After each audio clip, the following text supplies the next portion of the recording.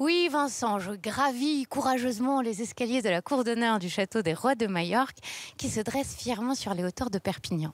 C'est une bâtisse du XIIIe siècle, classée monument historique en 1913 et qui a été la résidence principale du roi de Majorque, Jacques II, et de sa famille. De l'extérieur, on est impressionné par son côté massif, robuste, solide, symétrique. Signe distinctif, l'utilisation de la brique rouge et du galet de rivière. Pourquoi? Parce que nous sommes face à l'un des premiers palais forteresses d'Occident. Et je retrouve Serge pour en savoir un petit peu plus. Bonjour Serge. Bonjour. Alors, vu d'ici, les murs ont l'air très solides, très robustes, et pourtant... Quand on regarde bien les petits détails d'architecture et surtout le manque de pierres de taille, on s'aperçoit qu'on a utilisé en grande quantité du galet de rivière et de la brique rouge. Alors là, ça coûte bien moins cher, mais petite astuce, on va les recouvrir d'un enduit à la chaux, rajouter aussi par-dessus des joints pour faire croire que partout, on a de la pierre de taille. Nous sommes donc face à un colosse aux pieds d'argile. Pourtant, Jacques II a besoin de se protéger. Il a besoin de se protéger et quand on regarde bien aussi les détails d'architecture, on s'aperçoit qu'on a construit ce château au-dessus de la ville de Perpignan pour la dominer et qu'on voit bien les deux pouvoirs, c'est-à-dire la tour du roi, la tour de l'hommage et surtout la tour chapelle qui représente le pouvoir de Dieu. Mais on a surtout de la poudre aux yeux parce qu'on sait qu'on ne va pas pouvoir résister à un siège. Jacques II était un homme délicat, amoureux des arts, des lettres. Il s'entourait de penseurs, de philosophes, de médecins. Et on ressent dans l'architecture de ce palais cette appétence pour les jolies choses.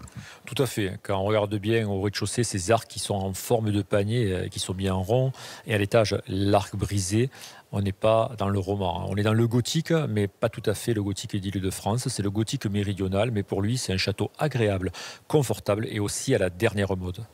Le gothique méridional qui est donc un mélange d'influences, de cultures, qui raconte aussi Perpignan qui était un carrefour d'échanges à cette époque. Tout à fait. Là, on voit bien que grâce au commerce, on a ces échanges en Méditerranée qui ne sont pas que commerciaux, mais aussi artistiques, puisqu'on va retrouver dans ce château aussi des détails, surtout des décors, donc d'autres styles très différents.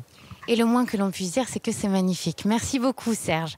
Sachez que votre visite de ce château sera jalonnée de très jolies surprises et de découvertes. Je voulais vous montrer ce passage. Un petit passage, l'air de rien, que l'on appelle le passage discret et qui reliait donc discrètement les appartements du roi et ceux de la reine. Donc moi, ce que je vais faire, Vincent, c'est que je vais m'éclipser discrètement et je vous retrouve tout à l'heure. À tout à l'heure. Merci. Oui, Vincent, je suis à 5 minutes du cœur historique de Perpignan, dans un mas catalan typique du XIVe siècle, cerné par les vignes. C'est un endroit que j'avais envie de vous faire découvrir. Pourquoi? Parce qu'il y a 2 ans, il a été transformé en chambre d'hôte par Lionel et c'est magique. Bonjour Lionel. Bonjour, bienvenue. Cet endroit est magnifique. Alors, un mas catalan, qu'est-ce que c'est? C'est une entité agricole, un bâtiment assez important avec des terres autour où cohabitent plusieurs familles. De par leur activité agricole, elles y vivent quasiment en autarcie au travers des différentes cultures que nous avons ici dans le Roussillon. Et ça veut aussi dire qu'au XIVe siècle, ici, il y avait des bestiaux. Vous avez une attache très particulière à cet endroit. En fait, c'est un mas dont je n'ai pas hérité, un mas que j'ai racheté, mais qui appartenait à des amis très proches de mes arrière-grands-parents. C'est un quartier où je suis né, où j'ai grandi, donc j'ai vu le mas depuis que je suis né. Je l'ai vu se fatiguer, tomber un petit peu en ruine, et c'est pour ça que j'ai voulu à un moment donné le reprendre, redonner une activité agricole à travers la vigne et le réhabiliter. Quand vous êtes arrivé ici, il n'y avait plus rien. Vous avez fait un travail de restauration incroyable.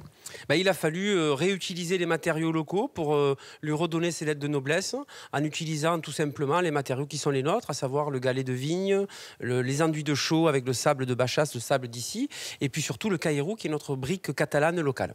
Pour vous, ouvrir des chambres d'hôtes ici, c'est partager, transmettre, préserver cette culture catalane. Mais quand on est vigneron, on est attaché à sa terre, on est attaché à son terroir et on a envie de le faire partager, de le faire connaître. Donc c'est un moyen d'accueillir des gens et de leur faire découvrir notre culture catalane, notre gastronomie, notre langue parfois, et aussi forcément nos vins. Et quelles sont les valeurs qu'on a envie de transmettre ?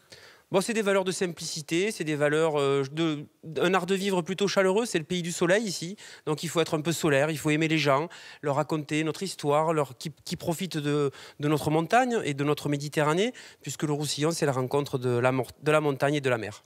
Lionel, je sens de la passion, de l'amour, de la lumière dans vos yeux. On essaye de faire partager notre passion. Notre passion, c'est la passion de la terre, la passion de la culture catalane, et il faut la partager avec les gens qui viennent découvrir justement ça.